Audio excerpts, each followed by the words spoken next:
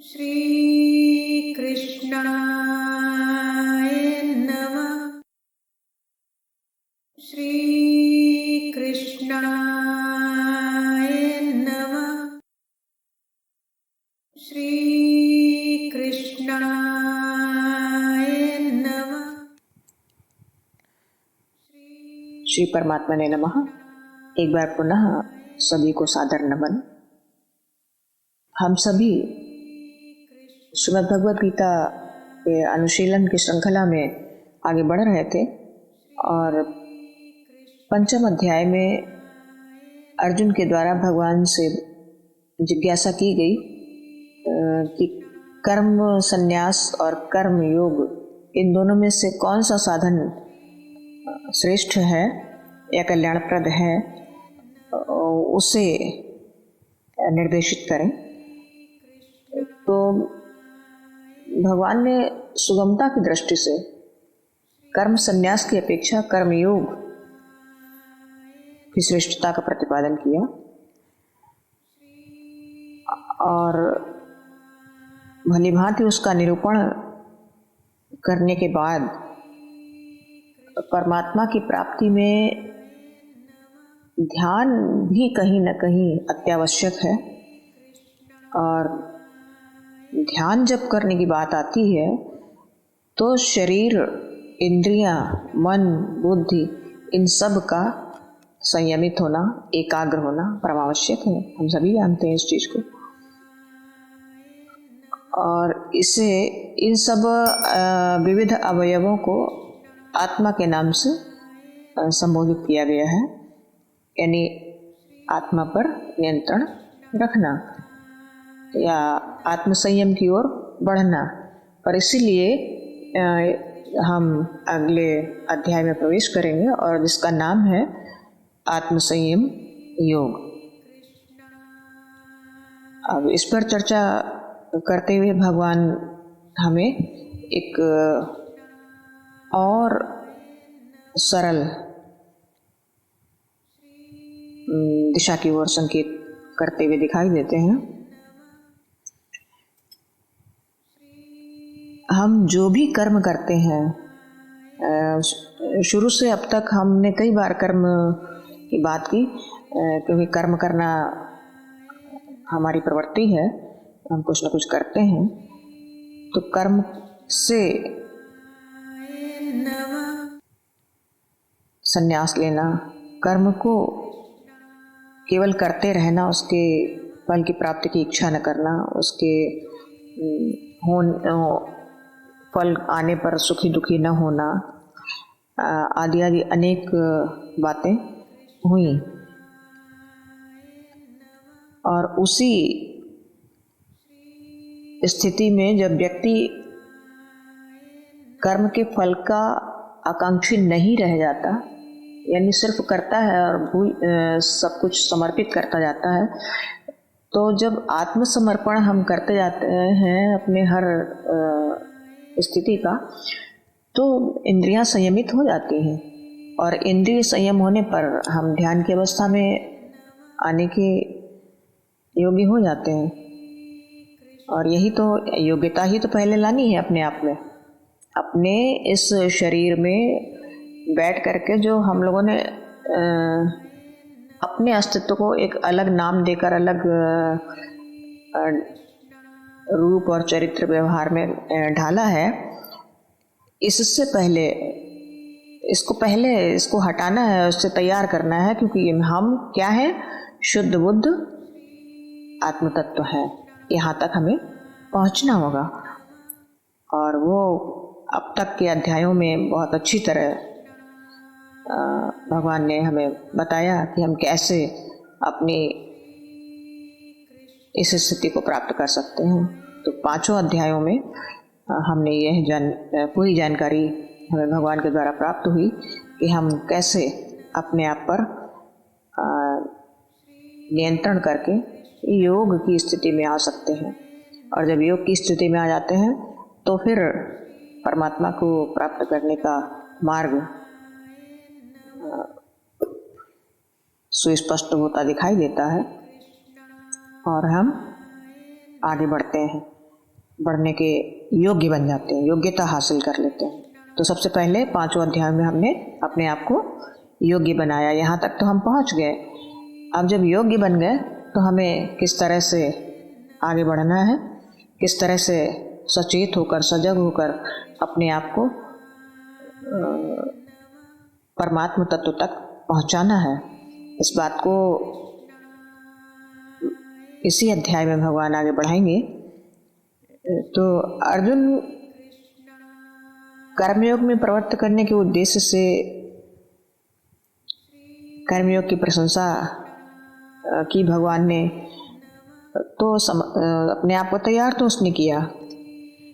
उसी कर्मयोग से का प्रकरण ही भगवान फिर यहाँ आरंभ करते हैं 2-3 श्लोकों में, जिससे कि अर्जुन की स्थिति सुदृढ़ हो जाए, साफ हो जाए, सुस्पष्ट हो जाए। भगवान ने कहा, अनाश्रितः कर्मफलम कार्यम कर्म करोति यः सह सन्यासी च योगी च न निरग्निर्न चाक्रियः। जो पुरुष, यह माने जो व्यक्ति या पुरुष या जीव कर्मफल का आश्रय नहीं लेता है और करने योग्य कर्म जो हो रहे हैं वो करता रहता है, सन्यासी च योगी, वही सन्यासी है और वही योगी है। यानी फल का आश्रय कहीं लेना ही नहीं है और कर्म जो हो रहे हैं उनको बस करते जाना है और परमात्मा की आज्ञा का, आदेश का पालन हो रहा है, इससे ज़्यादा कुछ नहीं। तो व्यक्ति योगी की स्थिति में हो जाता है। और उन्होंने स्पष्ट किया, न निरग्निर्न चाक्रियः, जो केवल अग्नि का त्याग करने वाला वो सन्यासी नहीं है और न केवल क्रियाओं का त्याग करने वाला योगी है। मन से, जैसे हम लोग प्रायः ऐसा कहते हैं, नहीं हमें मोह नहीं है, नहीं हमें माया नहीं है, नहीं हमें कुछ नहीं है, हमें कुछ नहीं चाहिए, चाहिए सब कुछ। ये जो बोल रहे होते हैं इसे हम तौलकर नहीं बोल रहे होते हैं, कहीं ना कहीं अंतर मन में छिपा रहता है कुछ न कुछ पाने की इच्छा, आकांक्षा, और ऊपर से कुछ न कुछ बोलते रहते हैं। इसलिए मैंने कहा है कि पारदर्शिता अपने चरित्र में, अपने व्यवहार में बहुत जरूरी है, क्योंकि हम आत्म कल्याण की बात कर रहे हैं, हमें किसी और का कल्याण नहीं करना है। हमें अपने आप को, अपने इस आत्म तत्व को संयमित करके परमात्मा तत्व से जोड़ना है। यही तो हमारा उद्देश्य है, यही तो अर्जुन का उद्देश्य है। और अगर हम अर्जुन की तरह अपनी जिंदगी के महाभारत को जीतना चाहते हैं, विजयी होना चाहते हैं, तो मैंने पहले कहा कि योगेश्वर भगवान कृष्ण को अपने रथ का सारथी बनाओ और आगे बढ़ो, क्योंकि उनकी दिशा निर्देश के बिना, उनकी सहायता के बिना, उनकी कृपा के बिना ये संभव नहीं है। अर्जुन के साथ भी भगवान कृष्ण, अर्जुन ने भगवान को ही चुना था सारी कायनात में, तो वो हर समय उनके साथ थे और हर समय उनको सही दिशा निर्देश मिले और वो अपने जीवन का युद्ध जीत गए। ऐसा ही विजयी होना हमारे लिए भी तय है, बशर्ते कि हम भगवान के बताए मार्ग पर चलें और 100% विश्वास करें, जैसे अर्जुन ने किया था। क्योंकि विश्वास परमात्मा है।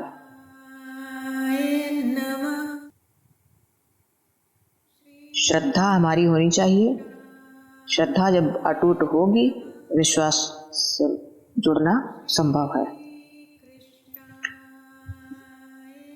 तो केवल क्रियाओं का त्याग करने वाला, केवल मन से बोलने वाला, केवल कहने, कर्मफल नहीं चाहता ऐसा कहने वाला सन्यासी या योगी कहलाने के योग्य नहीं होता। वही व्यक्ति योग्य है, वही व्यक्ति सच में योगी है जो कर्म फल का आश्रय नहीं लेता है और करने योग्य कर्म करता रहता है। आश्रय ही नहीं लेता है, जो जिसे सुख दुख होता ही नहीं है, जिसे है लाभ हानि का ग्लानि होती ही नहीं है, जिसे न हर्ष है, न द्वेष है, न राग है, न प्रतिकार है किसी चीज का, वो व्यक्ति इस योग्य कहा जाता है। इसलिए कर्मफल का आश्रय न लेकर के, उसे त्याग करके धन मान बड़ाई स्त्री पुत्र ये सब सांसारिक माया मोह इनका त्याग करते हुए आगे बढ़ना चाहिए। और व्यक्ति को चूंकि वक्त कम है, समय की सीमा तय है हमारी, उस सीमित समय में ही हमें सब करना है, तो बहुत देर तक सोच विचार करना, बहुत देर तक इन्हीं में उलझे रहना, यद्यपि ये माया भी भगवान की है, वो जब तक उनकी कृपा न होगी तब तक ये माया आपसे दूर न होगी, लेकिन प्रार्थना रत रहो हर समय, और हर समय भगवान की शरण में रहो कि भाई मैं आपकी तरफ कदम बढ़ा रहा हूँ, हमारी सहायता हमारी मदद होनी चाहिए, इस तरह का भाव लेकर, क्योंकि भावो ही विद्यते देवो तस्मात् भावो ही कारणम। भाव जैसा होगा आपका, भगवान उसी तरह आपको प्राप्त होगा। एक और गीता में श्लोक है, यो यथा माम प्रपद्यन्ते तांस तथैव भजाम्यहम्। जो जैसे मुझको पुकारता है, जिस रूप में मुझे मेरी सहायता की आकांक्षा करता है, मैं उसी रूप में उसे प्रस्तुत होता हूँ। तो ये परमात्मा की ही वाणी के वचन है, वाणी है, और उनके वचनों का अक्षरशः परिणाम आता है। इस पर भरोसा करें, विश्वास करें, तब फल प्राप्त होते हैं, क्योंकि परमात्मा सबसे पहले विश्वास का विषय है।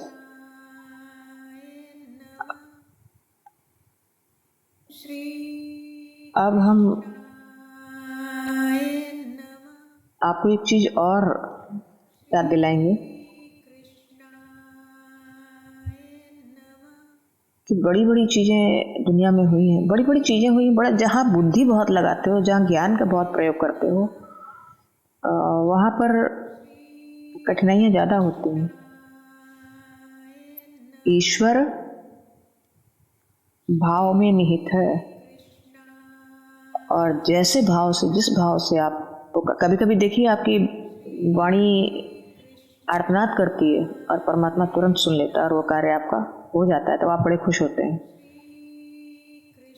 और वो परिस्थिति, वो क्षण, वो घटनाक्रम आपको बार बार याद भी आता है, लेकिन दोबारा उसी तरह का आर्तनाद और कार्यों के लिए नहीं जब हो पाता, तो सुनवाई नहीं होती है, तो आप अंदर अंदर चिड़चिड़ाते हो कि वो बाय द वे हो गया होगा, बाय द वे होगा कहीं भगवान। कभी विश्वास जमता है, कभी विश्वास टूट जाता है। क्यों?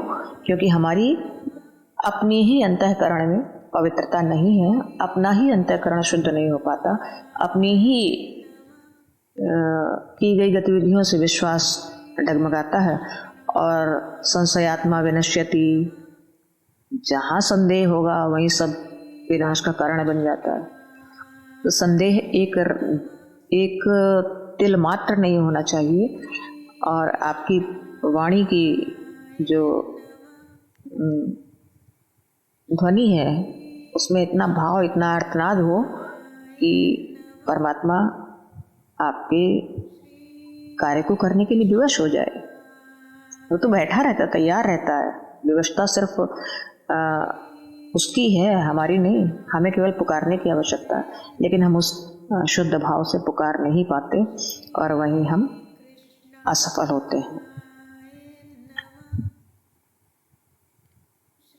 एक और श्लोक उन्होंने दिया संन्यास से रिलेटेड, यम संन्यासमिति प्राहुर योगम तम विद्धि पांडवः नहि संन्यस्त संकल्पो योगी भवति कश्चन। हे अर्जुन,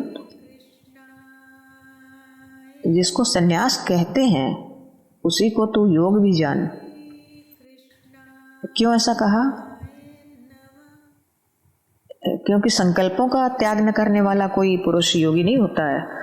जिसने अपने संकल्पों को त्याग दिया है, जिसने, संन्यास का मतलब है सम्यक न्यास, तो जो सम्यक न्यास की अवस्था में आ जाता है वही योगी होता है, वही परमात्मा को प्राप्ति का अधिकारी होता है।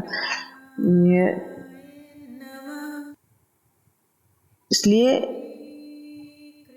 हमेशा इस बात का ध्यान रखें कि हमें संसार की प्रत्येक कार्य को करते हुए भी, जैसे स्वप्न की अवस्था में हम जब स्वप्न देख रहे होते हैं तो हम बिल्कुल उसी घटना को, क्रम को सही मान रहे होते हैं, वही सत्य होता है उस टाइम। और जब आँख खुलती है तो वो निरर्थक, व्यर्थ, मन उलझा हुआ मन आराम शांति पाता है कि पता नहीं कहाँ उलझे हुए थे, अरे सब सपना था। ऐसे ही जब आप जग रहे होते हैं तब तक ये संसार आपको संसार दिखता है, उलझाव दिखते हैं। जब आप सो जाते हैं तो क्या इसकी याद रहती है? सपने में इसकी याद तो नहीं थी आपको। तो सत्य क्या हुआ? सत्य केवल दृष्टा ही तो हुआ ना, जो दिन को देख रहा है और जो रात को सपने में देख रहा है।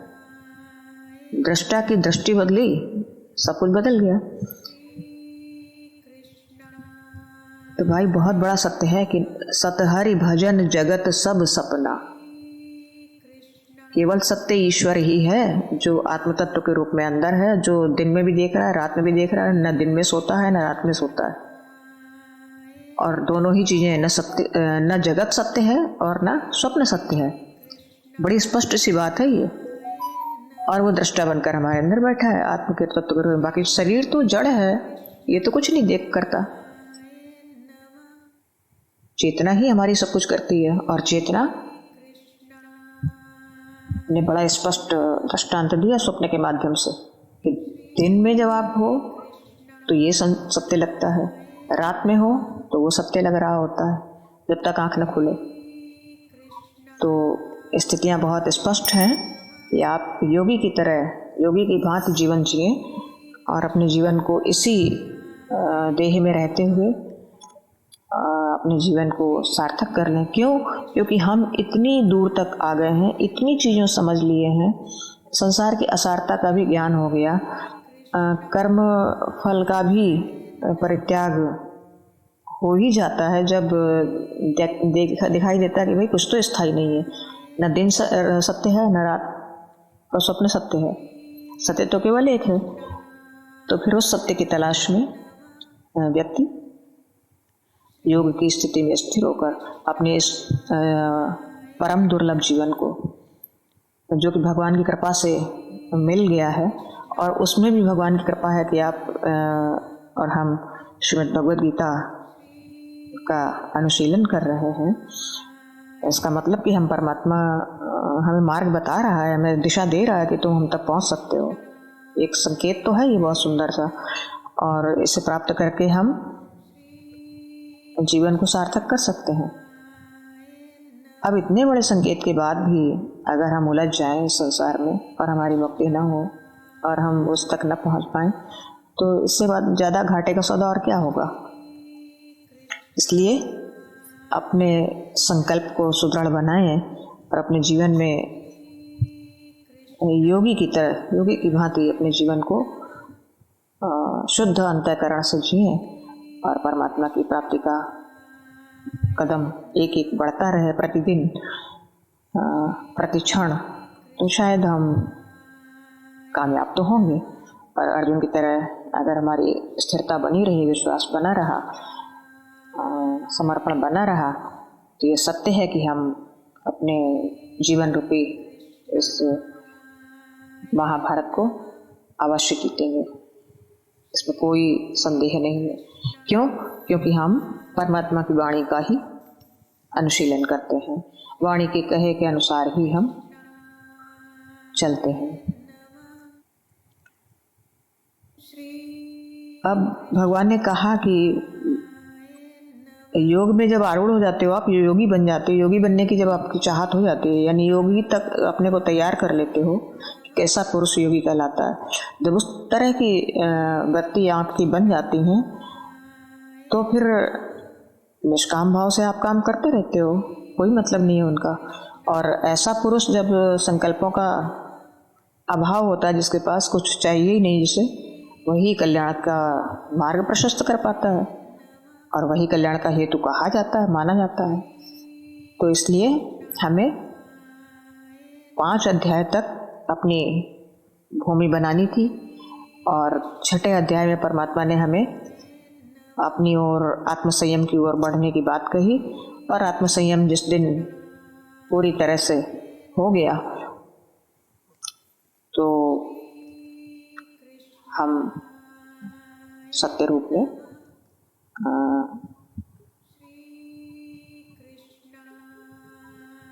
अपने आप को देखने का साहस कर सकते हैं। और ऐसा हो सकता है, ऐसा होता है। क्यों? क्योंकि अर्जुन का उदाहरण हमारे सामने है।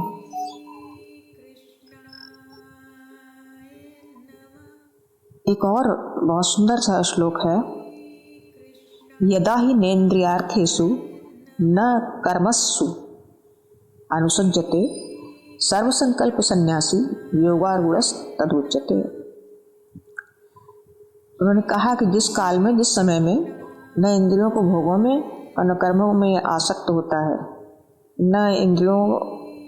व्यक्ति न इंद्रियों के भोगों में आसक्त होता है और न कर्मों में आसक्त होता है, उस समय, उस काल में सर्व संकल्पों का त्यागी पुरुष योगारूढ़ कहा जाता है। सर्व संकल्पों का, सर्व संकल्प फिर आया, देखिए, किसी भी तरह की न आकांक्षा हो, अभीप्सा हो और ना ही फल प्राप्ति का कोई इच्छा, ऐसा व्यक्ति योगी होता है और उसके सर्व संकल्प त्यागी वो पुरुष योगारूढ़ कहा जाता है। और जब आप योगारूढ़ हो जाते हैं तो फिर बस सीधा सा मार्ग आपका खुल गया और आप सिर्फ अपने उत्थान की, अपने प्रगति की और अपने परमात्मा से मिलन की प्रतीक्षा में आतुर रहते हैं।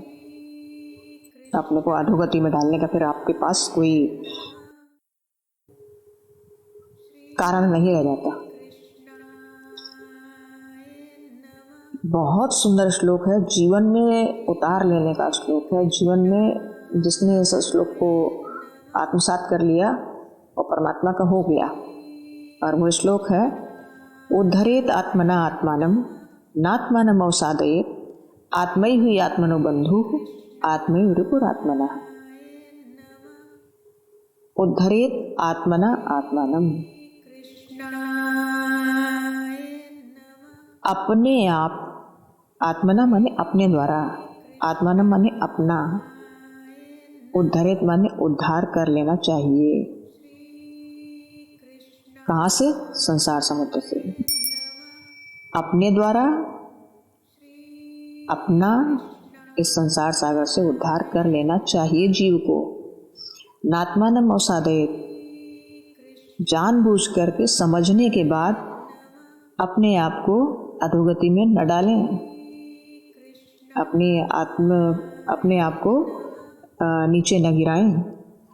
आत्मैहि आत्मनो बंधु, क्योंकि ये मनुष्य अपने आप ही अपना मित्र है और अपने आप ही अपना शत्रु भी है। कब? जब आप अपने आप को उद्धार की ओर ले जाते हो तो आप अपने मित्र हो, और जब आप अपने आप को अधोगति की ओर ले जाते हो तो आप अपने शत्रु हो। बड़ी क्लियर बात है। स्वयं ही आप अपने मित्र हैं, स्वयं ही आप अपने शत्रु हैं।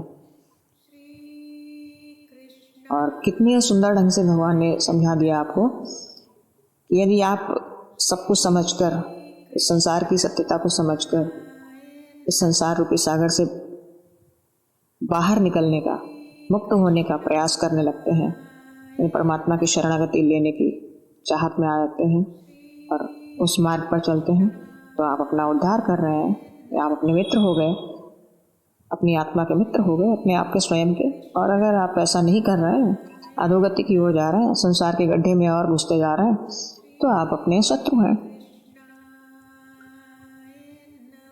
नाना प्रकार जीव जो है अज्ञान के कारण ही तो अनादिकाल से नाना प्रकार के कष्टों को भोगता है इस संसार में आने के बाद, और बड़ी दयनीय दशा को प्राप्त होने के बावजूद भी रोता बिलखता तो रहता है, लेकिन कभी भी इस दुर्लभ मनुष्य शरीर को प्राप्त करके कभी भी इसे सुअवसर मानकर इसका उपयोग नहीं करता। भगवान से कष्टों के निवारण की वो करेगा, प्रार्थना करेगा, भगवान से बहुत कुछ मांगने की चेष्टा करेगा, और जो मांगता है वो भी नश्वर है, नाशवान है, दोबारा फिर मांगना पड़ेगा। ऐसे न जाने कितने जन्म गुजर जाएंगे। तो जन्म मृत्यु के क्रम में मनुष्य ने स्वयं को स्वयं ही बांधा है।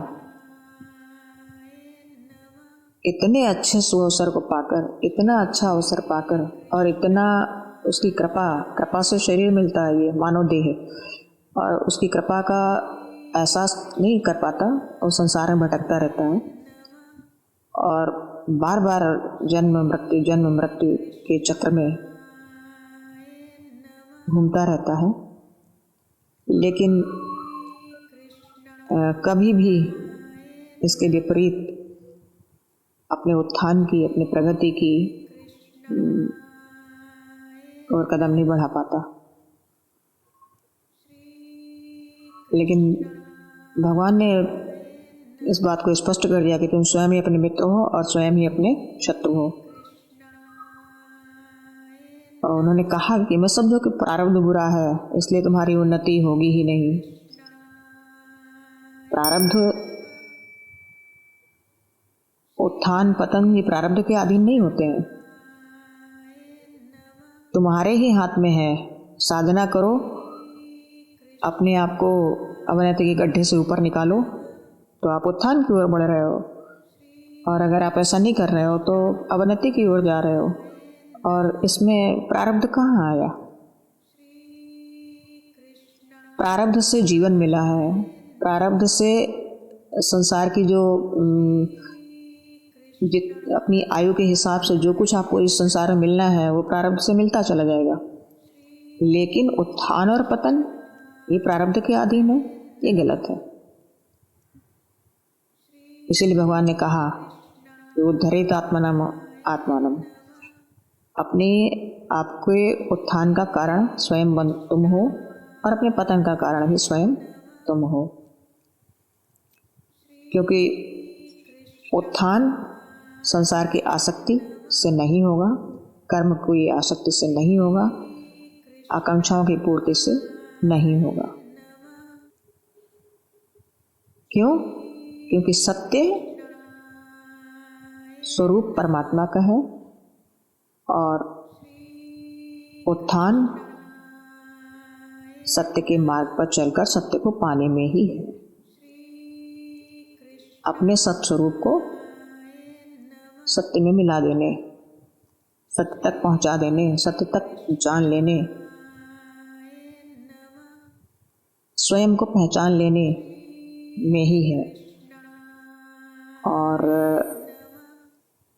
इसके विपरीत यदि आचरण है तो वह आपकी अवनति का द्योतक है। वो प्रारब्ध से नहीं होता, वो आपके अपने स्वयं के द्वारा होता है। ना उत्थान और पतन, इस बात के लिए कभी भी परमात्मा को दोषी नहीं बनाना है। उसने रहम की, उसने मेहर की, उसने कृपा की, आपको जीवन दिया मनुष्य का, उसके बाद आपको बुद्धि दी, योग्य बनाया ये समझने के लिए कि आप क्या कर सकते हैं, क्या हैं आप, अपने आप को जाने। और फिर भी अगर भटक गए तो फिर स्वयं दोषी हैं आप, स्वयं अपने मित्र हैं, स्वयं अपने शत्रु हैं। इस बात को समझ लीजिए। शायद समझ में आ भी गया होगा कि व्यक्ति कहाँ पर चूक कर देता है और कहाँ पर वो अपनी गलती का ठीकरा भगवान पर फोड़ता है। श्री कृष्ण। और उन्होंने फिर अगले श्लोक में कहा, आत्मनस्तस्य येनात्मनैव आत्मना जितः अनात्मनस्तु शत्रुत्वे वर्तेतात्मैव शत्रुवत्। जिस जीवात्मा द्वारा मन और इंद्रियों सहित शरीर जीता हुआ है, फिर से ध्यान से सुनना, जिस जीवात्मा द्वारा येन जितः, जिसके द्वारा जीता गया है क्या, इंद्रियों सहित शरीर, वह जीवात्मा का तो वह अपने आप मित्र है। जिसने जीत लिया अपने आप को वो तो मित्र है अपना। और जिसके द्वारा मन तथा इंद्रियों से शरीर नहीं जीता गया, आत्मनमस्तु शत्रुत्वे वर्तेत आत्मैव शत्रुवत्। उसके लिए वह आप ही शत्रु के सदृश शत्रुता में बरतता है। वो अपना ही शत्रु है और शत्रुता अपने जीवन में ले आता है, स्वयं से स्वयं की शत्रुता कर बैठता है।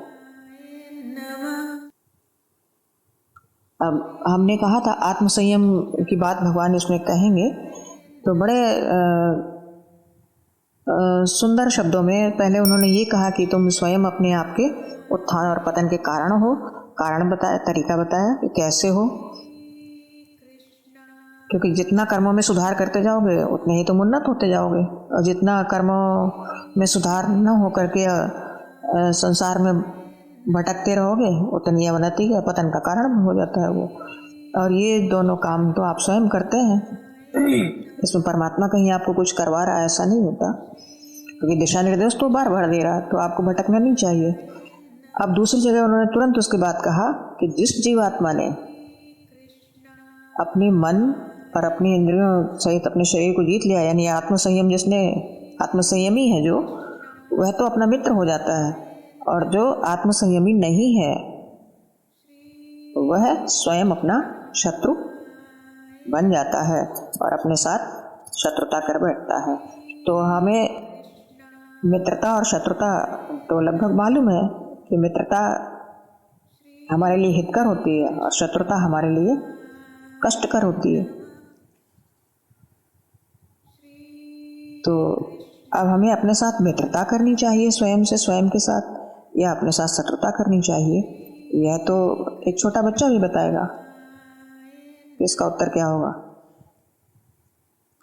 अब हम निरुत्तर हो जाते हैं ना इसलिए कि जब हम एक सामान्य सा बिना बुद्धि का व्यक्ति भी कह देगा कि भाई मित्रता से रहो, मित्रता करो, शत्रुता अच्छी नहीं होती है, तो फिर अब भगवान इशारा कर रहे हैं कि आप अपने स्वयं मित्र बनना चाहते हैं या अपने स्वयं शत्रु बनना चाहते हैं।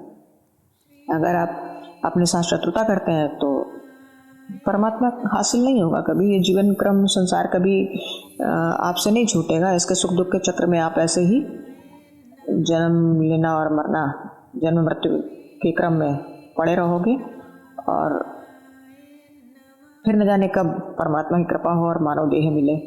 तो मानव देह का अवसर जो है, ये जीवन एक अवसर है, इसका सदुपयोग करना चाहिए। और इस अवसर को जो खो देता है वो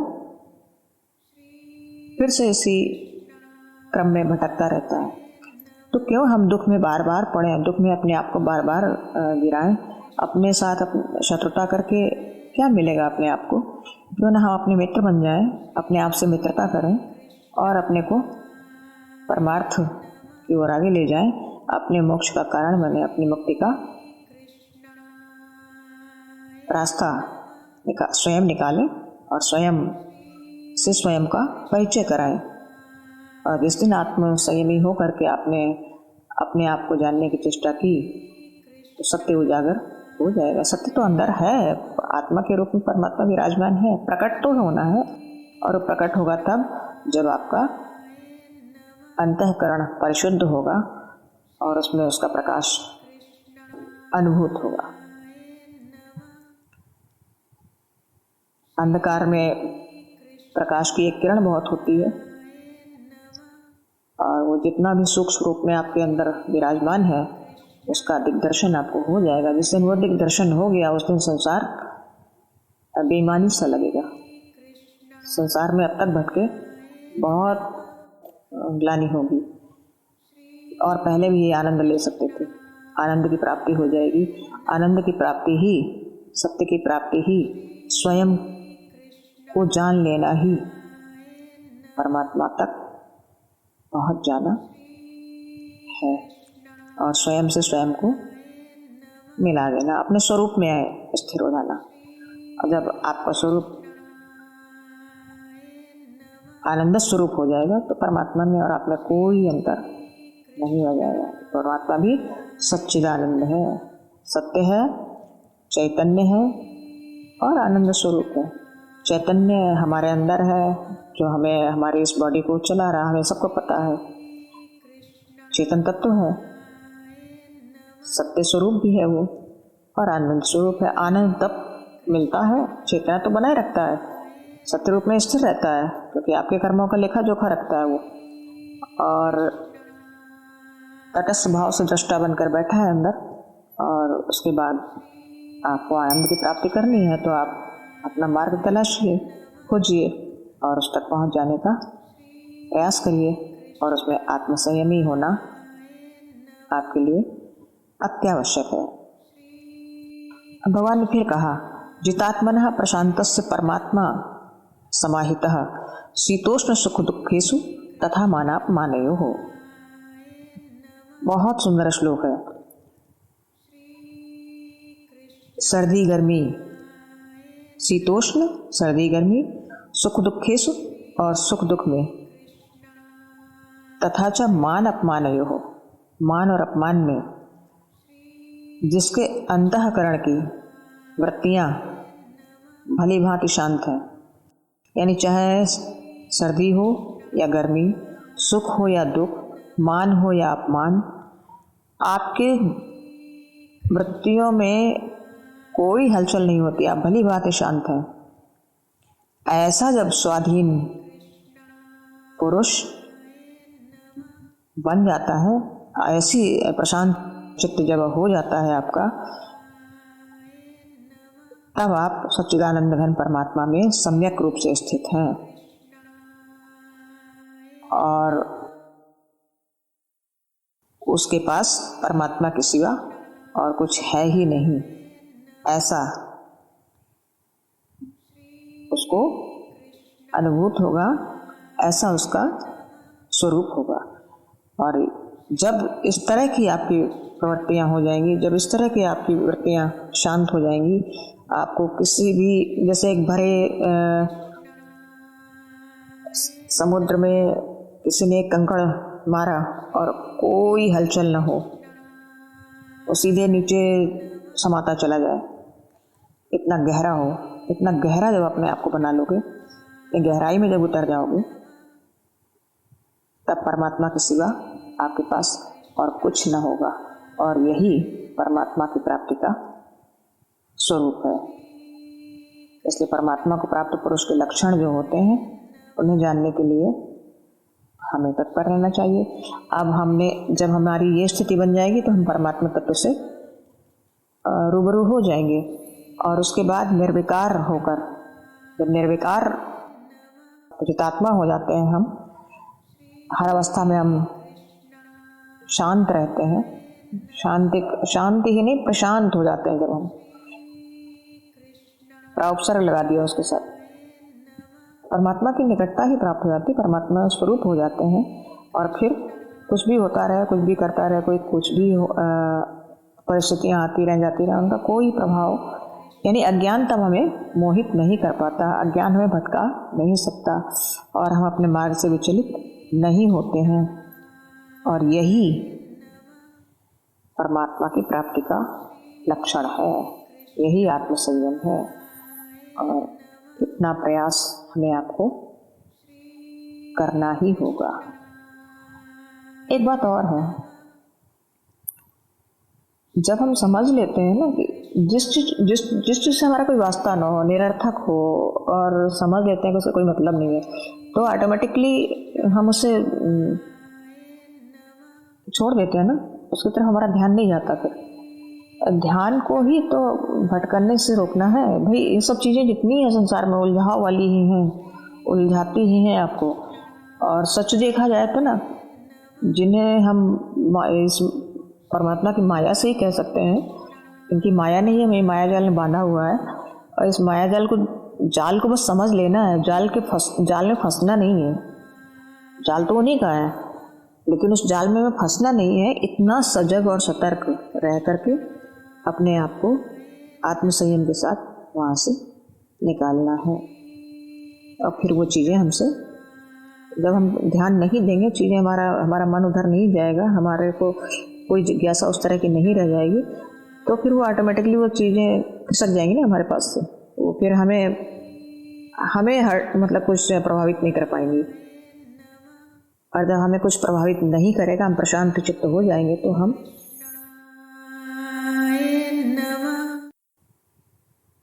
अपने स्वरूप में स्थिर हो जाएंगे। प्राप्ति का रास्ता साफ और परमात्मा से अपने स्वरूप में जीना सीख जाएंगे। अपने स्वरूप से मुलाकात हो गई तो परमात्मा से मुलाकात हो गई, क्योंकि वो सच्चिदानंद घन आत्म तत्व के रूप में अपने अंदर ही विद्यमान है। केवल उसे उस तक पहुंचना है, केवल उस तक अपनी बढ़त बनानी है, अपने आप को वहां तक उसके पास तक पहुंचने के योग्य बनाना है। और योग्यता कैसे आती, मैंने बोला भाव से बजते रहिए और अंतःकरण शुद्ध रखिए। संसार से बहुत अपेक्षाएं मत रखिए, और अपेक्षाओं के साथ साथ संबंधी भी कोई नहीं है। अकेले आए थे, अकेले जाना है। ये सब संबंध भी माया जाल है, माया से बने हैं। ये निश्चित तौर पर कह सकते हैं कि इनके साथ हम जी रहे हैं, जो अपने प्रियजन हैं, स्वजन हैं, जिन्हें कहा जाता है प्रियजन स्वजन। यद्यपि मानसकार ने बहुत सुंदर लिखा है, स्वार्थ लाग करें सब प्रीति, सुर नर मुनि सबकी यह नीति। कोई किसी का नहीं है, सब स्वार्थ से जुड़े रहते हैं। और ये ना कहिए कि उसका स्वार्थ है मेरा नहीं, सब स्वार्थ से जुड़ते हैं। तुम उसका कुछ और स्वार्थ है, तुम्हारा कुछ और स्वार्थ है, पर जुड़े हो तो स्वार्थ तो है दोनों का किसी न किसी तरह से। कोई एक दोषी नहीं है भाई कि उसका स्वार्थ मेरा नहीं, उसका स्वार्थ मेरा नहीं। हमारा भी है कुछ न कुछ, उसका कुछ और होगा लक्ष्य, तो हमारा कुछ और होगा। उसका अगर वस्तु लेने का होगा तो हमारा सामान पाने का होगा, देने का, दानी बनने का, अहम लेना होगा। कहीं ना कहीं भाव कुछ ना कुछ जरूर होगा, तो तभी हम जुड़ते हैं और तभी हम भटकते हैं। और वैसे जाना अकेले है, तैयारी अकेले की करनी है, कोई साथ नहीं जाएगा, तुम्हारे कर्म फल का भोक्ता नहीं बनेगा, तुम्हारी सहायता करने के लिए कोई तुम्हारे साथ मृत्यु को प्राप्त नहीं होगा।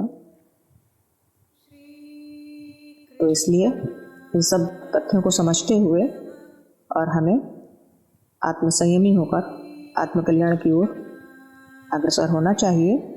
इतना जानने के बाद, और चूँकि सारथी हमारे स्वयं भगवान कृष्ण हैं, तो दिशा निर्देश सही सही मिल रहे हैं, और इनका अनुपालन करते हुए अपने जीवन कल्याण का मार्ग प्रशस्त कर ही लेना चाहिए, ऐसा मेरा मानना है। और मुझे विश्वास है कि जो इन गहराइयों तक उतरेगा वह अवश्य सफल होगा और विजयी होगा। अगर वो अर्जुन है तो अर्जुन है बड़ा सामान्य शब्द लगता होगा। अर्जुन की तरह जिज्ञासु, समर्पित और श्रद्धावान ही आगे बढ़ पाएगा, वही विजयी होगा, बाकी सब नहीं। तो हमें अपने आप को ऐसा बनाना है और अपने आप कल्याण का मार्ग प्रशस्त करना है। और इन्हीं शब्दों के साथ आज के लिए जय श्री कृष्ण। श्री कृष्णाय नमः। श्री कृष्णाय नमः। श्री कृष्णाय